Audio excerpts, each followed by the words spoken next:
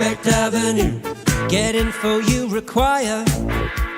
Oh, we're gonna skate down to Prospect Avenue, your hockey news supplier.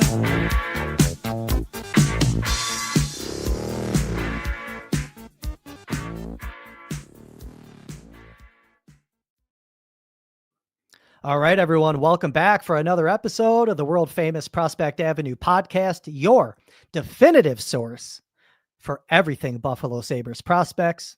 I'm your host, Chris Baker, here in the bunker in lovely Hamburg, New York. Pretty busy episode this week, so not much farting around is going to happen here. We're going to dive right in. But before we do, if you could please like this YouTube video, subscribe to the Sabres Prospects YouTube channel. You can find the Prospect Avenue podcast on Apple, Spotify, or wherever you get your podcasts. And if you could please leave a 5-star review. All right. We're going to dive right in, like I mentioned, and we're going to start in the NCAA Division I ranks this week, where up in the Upper Peninsula of Michigan, there's a cool story brewing at Michigan Tech, where Stiven Sardarian has joined that program this year, and he's off to a very nice start. Sardarian, if you recall, began his collegiate career playing a few seasons in Hockey East with the University of New Hampshire, and transferred to the CCHA and joined Michigan Tech this season, off to an excellent start. He's currently Tech's leading scorer with 6 goals and 9 points in his first 8 games. And last weekend, Sardarian picked up 2 goals and 1 assist in a sweep of Ferris State, and for his work earned the CCHA Forward of the Week honors. So this is a player, excellent passer, excellent playmaker. Guys like playing with him, like I mentioned previously here on Prospect Avenue, and he's making a difference really in all 3 zones of the ice. The complete game's starting to come along. Very confident, got some attitude and bite to his game. But in terms of statistics, kind of behind the early success that he's having, he has goals now in 4 straight games. The last 3 goals that he scored for Tech have been game winners. Those 6 goals that he has are tied for the most in the CCHA in the early goings here this season. And he's got those 6 goals on 21 shots. So he's firing at a pretty high hit rate here early on. We'll see if that's sustainable or not. More importantly, though, I think for Sardarian is that he's leading all Tech forwards presently with 19 minutes and 26 seconds average time on ice per game. So he's getting the work, he's contributing, making a difference, and it's really good to see. Also of note, earlier in the year, I'd mentioned that Sardarian was adjusting to a new school, new program, new teammates, and at that time, he was also adjusting to a new position. When Tech began the year, they put Sardarian down the middle, but in the last couple of games, they put him back out on wing, and I don't think it's any coincidence that he's really ramped up the goal scoring production, and he's starting to fire at a higher hit rate. So really good to see Sardarian doing good things. Really curious what this means for him. Not only the balance of this season, but in his future here in North America. But great to see. I think that the transfer is working out very well, and wanted to give him the proper shout out for you. For those watching on YouTube, you can see really fun player to watch, really good goal celebrations. He's got some attitude, got some bite. Now that he's scoring, he's proven to be a difference maker on the score sheet as well. We're going to keep it here in the collegiate ranks real quick and move a little west to Dinkytown in the state of Minnesota, where freshman forward Brodie Ziemer is making a pretty nice impact here early on with the University of Minnesota. So Ziemer, it's been a seamless transition, let's face it. And we kind of thought this would be the case with him. He's a hardworking player, likes to grind out plays in the corners, but he's got a nice goal scoring knack, and we're seeing it early on. He's come up into pretty big spots here, as the number 3 Gophers have ripped off 9 straight victories now in the NCAA. Ziemer, he scored the game-winning goal last weekend to close out a sweep of the University of Wisconsin Badgers. He also just scored the first goal on Thursday night to help Minnesota to a win over Bemidji State. So he's got 4 goals on the year now. He scored in back-to-back games twice this season. And I mentioned it before, and I'll kind of say it again. Let's not be surprised if Ziemer and his current line mate with the Gophers, Oliver Moore, who's a Chicago Blackhawks prospect, let's not be surprised if they stay together when the World Junior Championship kicks off in late December. Those two fit really well together. Mora has assisted on 3 of Ziemer's 4 goals this season thus far. We saw them play together over the summer at the World Junior Summer Showcase, and I could see that chemistry really transferring into Team USA's selection camp here, when it comes up the next 3 or 4 weeks. So more to come on that, but wanted to give Ziemer a shout out because, playing 13, 14 minutes a night, it's not huge workload by any means, but he's certainly making the most of those minutes and driving the play when he is out on the ice. So liking what we're seeing there very early on from a player that has leadership qualities, a dogged work ethic, likes to get to the front of the net, not the biggest guy, but as we often say, it's not how big you are, it's how big you play. And Ziemer's been playing very well early on for Bob Motzko's Gophers squad. All right. That's enough of a college update here. Let's go to the American Hockey League. Do a little bit of a notebook roundup for some of the prospects that are playing down in the AHL level for the Amerks. Now, Rochester started the year with 7 wins in their first dozen games. I think we kind of have a decent idea of who they are as a team right now. They have 2 good wins against a good Cleveland team. They've dropped some games to some pretty good teams, Toronto, Wilkes-Barre Scranton specifically.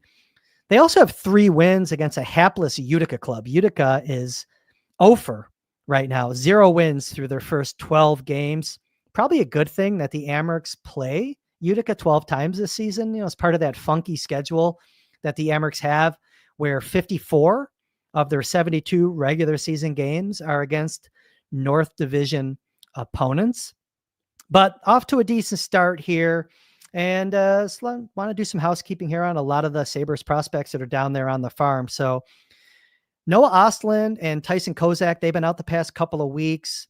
So more to come on that. Regarding Kozak, I mentioned on a previous episode this season, a Prospect Avenue, of how he was off to a nice start. He's been an important player this year for the Amerks. The Amerks are 2-2 without Kozak in the lineup. And despite missing those last 4 games, Kozak is still the co-leader in goals for the Amerks this season with 5. He's tied with Konsta Helenius. So that's kind of noteworthy. Other guys are starting to chip in Kozak's absence. But you got to remember, Kozak was a guy who was down in the checking line. And now he's been rewarded with more ice time before his injury. They put him up the lineup on the top forward line, getting rewarded, getting some power play time. Those 5 goals that he has, all at the edge of the paint. Really important that this is a guy, he doesn't get a lot of shots on goal, but he makes the ones that he does get count because they're right there at the edge of the blue paint. At the time of his injury, Kozak was on the ice for 7 of Rochester's 29 goals. 4 of those goals, like I mentioned, were at 5-on-5. And the last goal that he scored before getting hurt was the first power play goal of his professional career. And he was on the ice for just 1 of 19 goals against that the Amerks had. So again, very important player. They miss him. Again, they're 2-2 without him. And kind of an interesting development this year. A lot of young firepower on that Amerks squad. And for a guy that was kind of lower in the lineup, to see him really emerge, I think it's a really fun storyline to watch. Now you just got to get him and Ostlund, frankly, healthy so they could join the crew of the other young guys that are doing some nice things very early on for the Amerks team. Jiri Kulich is back, as you all know.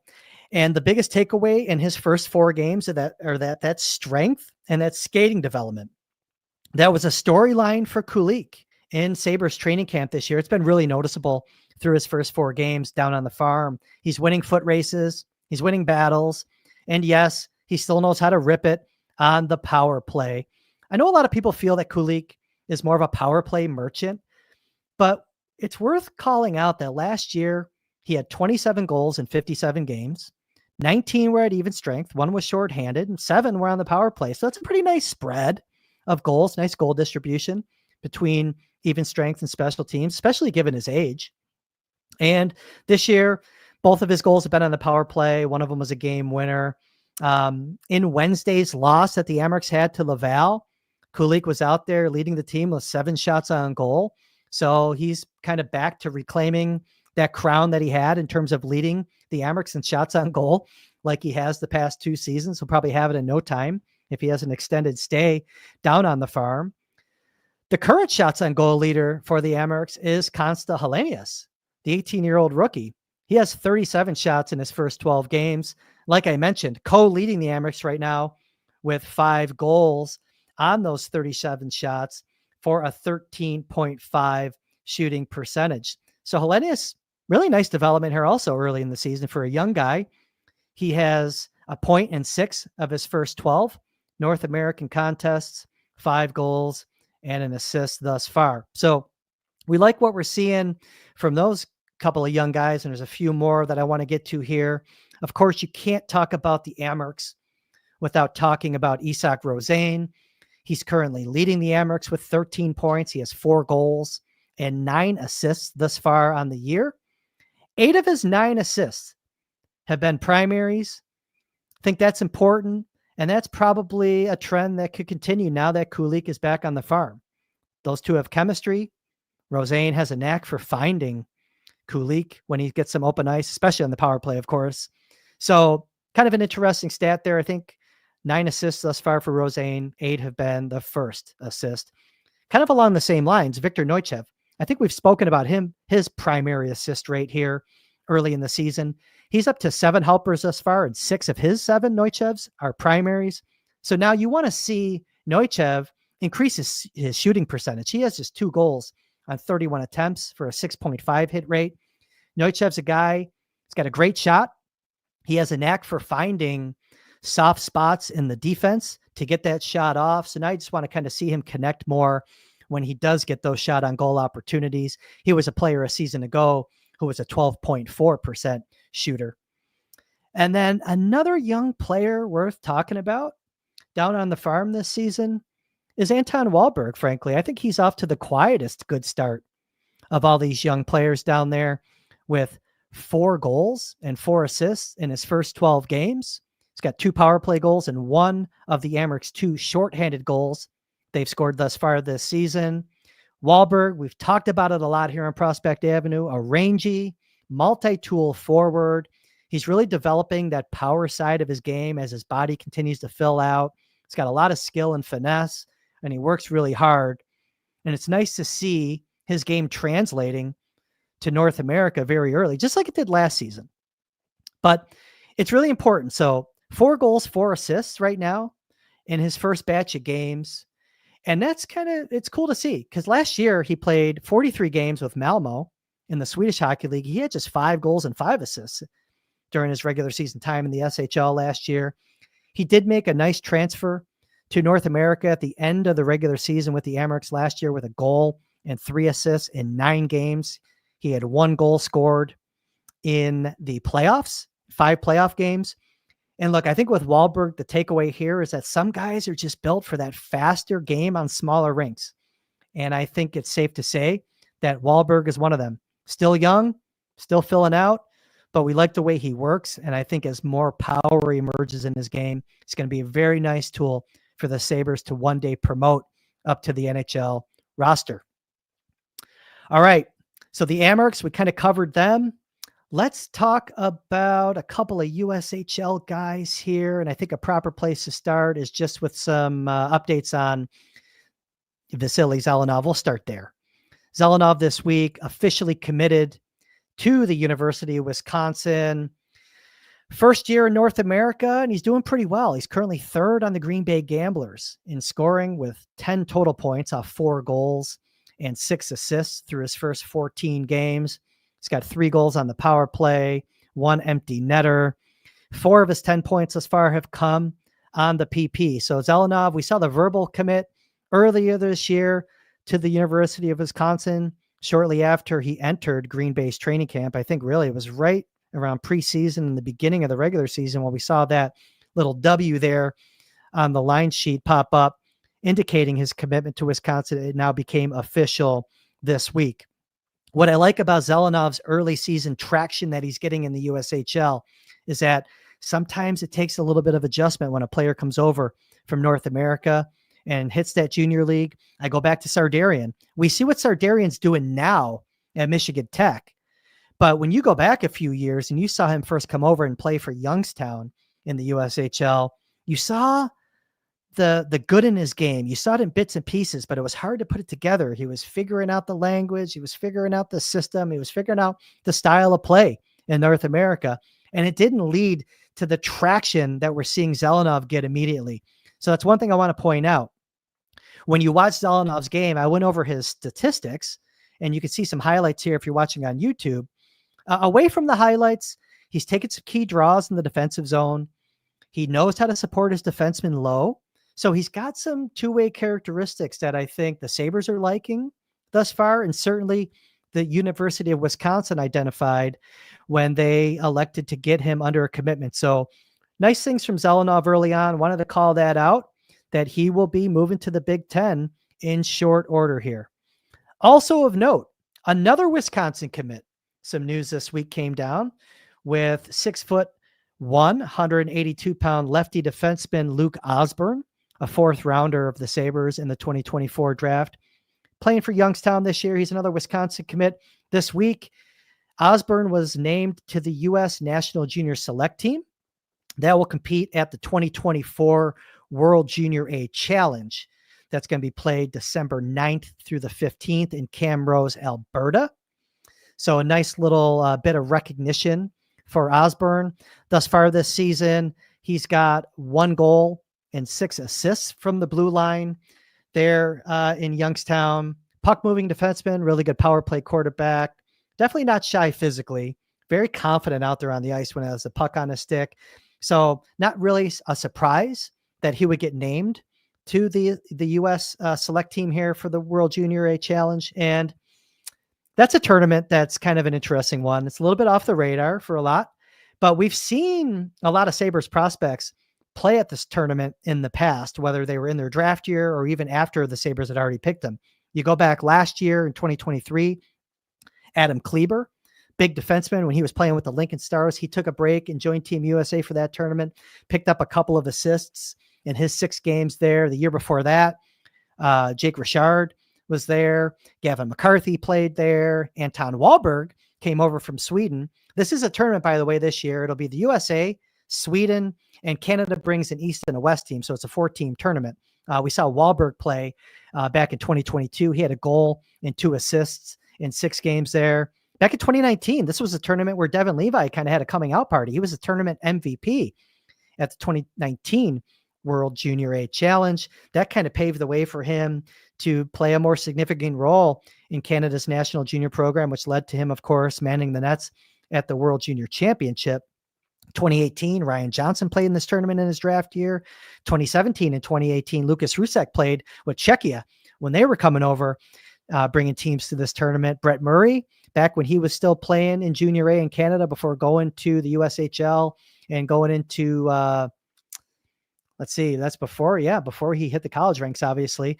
He played in this tournament. He had 2 goals in 5 games as a 2015 event. But my favorite Sabres prospects memory of this tournament goes back to 2013, where Connor Hurley, if you recall, he was a draft pick out of the Edina Hornets in Minnesota high school. When he was playing in the USHL, he played for Team USA in this tournament. He was on a line with Nick Schmaltz. They were Green Bay Gamblers teammates. They teamed up and had an excellent tournament together. Schmaltz was a tournament MVP. Connor Hurley had 3 goals and 10 points in 4 games at that tournament that year. Cal Peterson, who was a Sabres prospect playing for the Waterloo Blackhawks at that time, he was manning the nets for Team USA in that tournament. That Team USA squad also had current Winnipeg Jets teammates, Neil Pionk and Kyle Connor on that team. So you see some good players that play in this tournament. So again, a nice little bit of recognition here for Luke Osburn to get named to that national junior select team for the United States. It's going to be playing here in a few short weeks up in Alberta. All right, let's keep this train moving. We're making good time here, and I don't want to be here very long, and I don't think you want to hear me drone on very long either. So let's go to the CHL for a couple quick updates. Let's start with Scott Ratzlaff, goaltender for the Seattle Thunderbirds. Sabres signed Ratzlaff to shore up their organizational depth. Got him under contract to his entry-level deal back on October 18th. It's been a little bit of a rough month for Ratzlaff in the nets for a Seattle squad that was expected to struggle for a second straight season. And Struggle they have, for sure. They've won just 6 of their 21 games this season. Seattle is last in the WHL's Western Conference in points percentage thus far, 4th from the bottom in goals for, and they've allowed the second most goals this year. A contributing factor to that is that they're the most penalized team in the Western Hockey League this season, and they have the 3rd worst PK rate. So kind of a recipe there that's going to lead to a lot of goals against. Now, if you look at Ratzlaff since signing his contract, he won his first start after he inked the deal with the Sabres.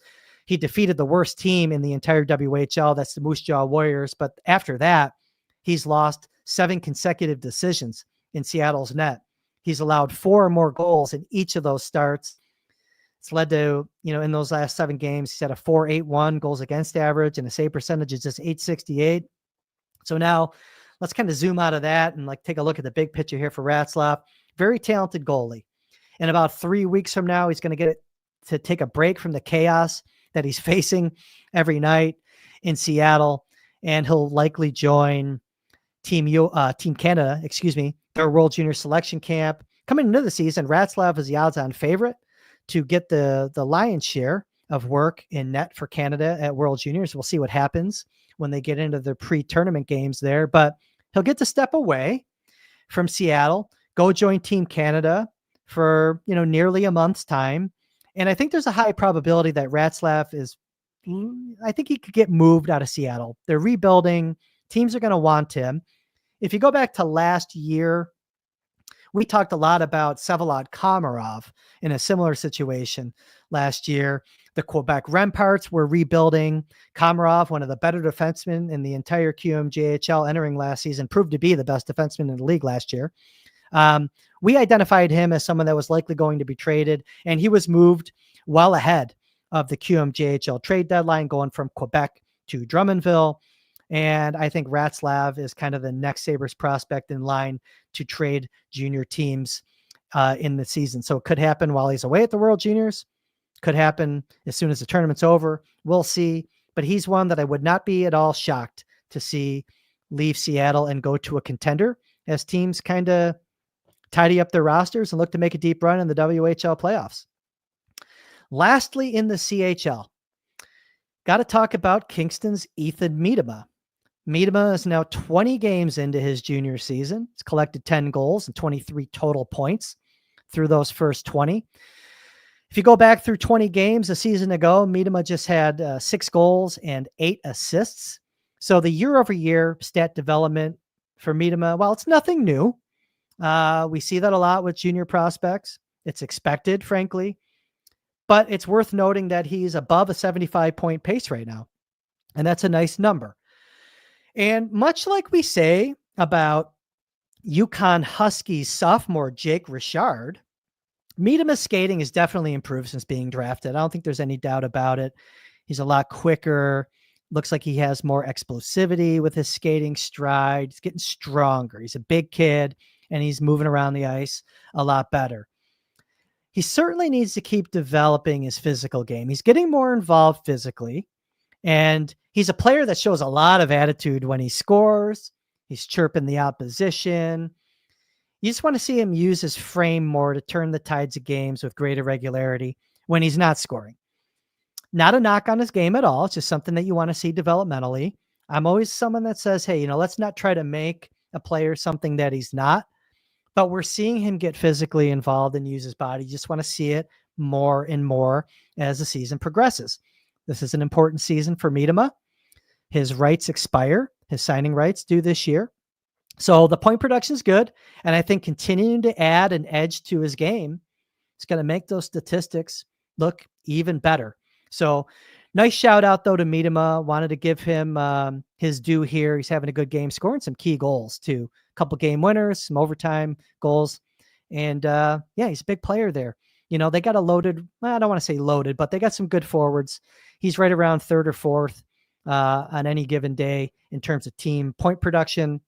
So he's earning the accolades here that he just received on Prospect Avenue. Trying to think if I should do a little dip in Europe. Let's just do that real quick. I guess 2 quick notes before we get out of here, since we have a little bit of meat on the bone left. Topias Leinonen. Talked about him a lot this year.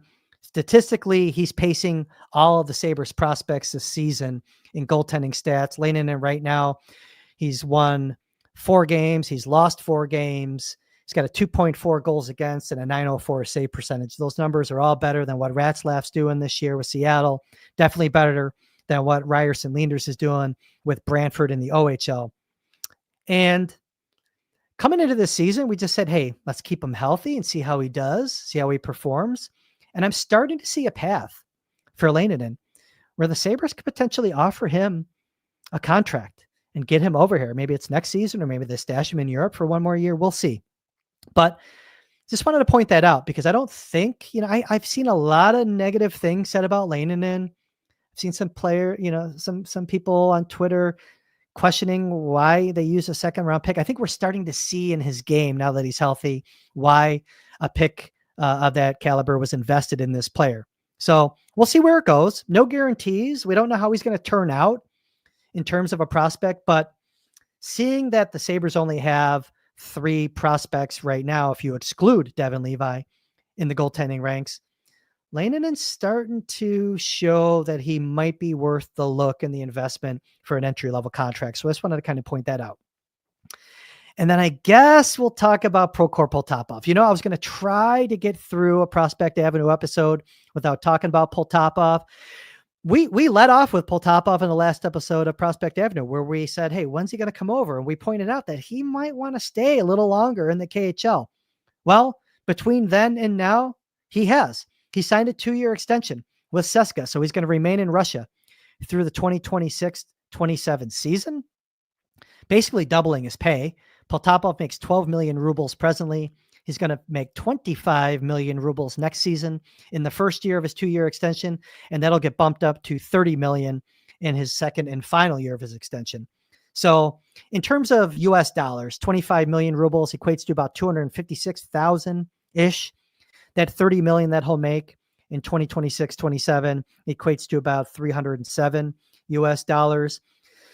Poltapov, look, you don't have to know his number to see him when he's on the ice, because you see the skating speed that he brings. You see some of the forechecking. He has a good carrying speed when he has the puck. Fun player to watch. He's currently 4th on CSKA Moscow in team scoring with 16 points off of 7 goals and 9 assists. He's 4th on the team with 48 shots on goal.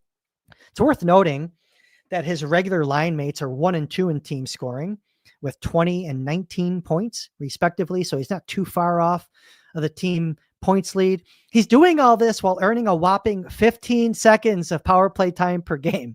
So it's all done at even strength and a little bit of shorthanded. 5 of his goals this year have come at even strength. He does have 2 shorties on the year. I believe they're the only 2 shorthanded goals that CSKA has scored to date. And we've said it a lot. He's playing a big role this year. In terms of even strength minutes, he's 5th amongst the forwards on the CSKA roster. So it's a nice year-over-year development, but clearly he's not done accomplishing what he wants to get done. He's still just 21 years old. I think in Poltapov's mind, we mentioned it last week, he wants to be a little bit older and more mature and more polished of a player before he makes that transfer to North American hockey to the NHL. So wasn't too surprised to see him want to stay. And we'll see where it goes from here now in the next 2 years with him staying in the KHL. You get a lot of questions and comments about, would it be better for him to come to the AHL in terms of level of competition or stay in the KHL? Look, I think to me, the KHL is still the second best professional league in the world. It's the best, in my opinion. Again, it's hard to quantify these things. I think it's the best in terms of speed of the game, level of the players outside of North America. When you look at the AHL, it's a developmental league for sure. It's not just because of the affiliations that the teams have with NHL teams, but it's just because of some of the roster requirements. There's roster rules that teams have to manage in the AHL. The game day roster has to include a minimum of 12 developmental players. Development players are those that have played fewer than 260 professional games. You have to have a maximum of 1 veteran exempt player, well, you don't have to have a maximum, but you can ice a roster on a game day of a maximum of just one veteran exempt player that's played fewer than 320 professional games. And you can have a maximum of 5 veteran players that have played over 320 professional games. Those numbers right there make the AHL very developmental. Now, you hear a lot about the KHL in terms of the international flavor and if it's dropped off. There's no question that a high number of Czechs, Slovaks, Finns, and Swedes left the KHL when the geopolitical climate changed a few years ago when Russia invaded Ukraine. You see it in the numbers. There's no question about that. Joker at Helsinki and Riga, both of those teams left the KHL. That took a big dent of the international flair that existed in the KHL. So, going back, I kind of looked at some numbers here, just in terms of kind of giving you an idea of the landscape of the players that comprise the KHL. Going back to 2015, 2016, the proportion of foreign players in the KHL was about 32 to 34% international. That remained right up until 21, 22, but then it dropped to about 25% after Russia attacked Ukraine. Again, Finland, Sweden, Latvian, Czech players, some Slovak players, they left the league in large numbers when the geopolitical climate shifted. And now, you look at it, about 27% of the players in the KHL are international. And most of them are Americans and Canadians. A lot of Canadian players still playing over there. So really, like, the biggest dent that was taken out of the KHL were those Swedes and the Finns primarily. So I just wanted to mention that, I guess. I still think that the KHL is a good league. Now, the IIHF, when you read a lot of notes coming from the Russian Hockey Federation, I think that they feel that the IIHF is going to do whatever they can to diminish the level of competition in the KHL. We'll see what happens here the next couple of years. But right now, I think when you bring it back to Poltapov, it's not going to hurt him to stay there. He's going to continue to play a greater role. So we'll see where it goes with him. But I just wanted to say that because I know some folks thought that this was a hit or, just a blow to the Sabres. And I don't necessarily see it that way, especially since we knew that it was a possibility. For those that missed the last episode of Prospect Avenue, I felt I laid it out, just using Poltapov's thoughts that were on the record in the media and why him staying for 1 or 2 years was possible. So I'd implore you to check that out if you missed that episode. All right. I think that's it. We went over 30 minutes, which is what I didn't want to do. But at any rate, as always, if you could please like this video, subscribe to the YouTube channel. I always appreciate the likes and the comments on the video. It helps me know what the engagement level is looking like besides the metrics that I have available to me. And as always, I thank you for stopping by Prospect Avenue. I'm Chris Baker, and we'll see you again next time.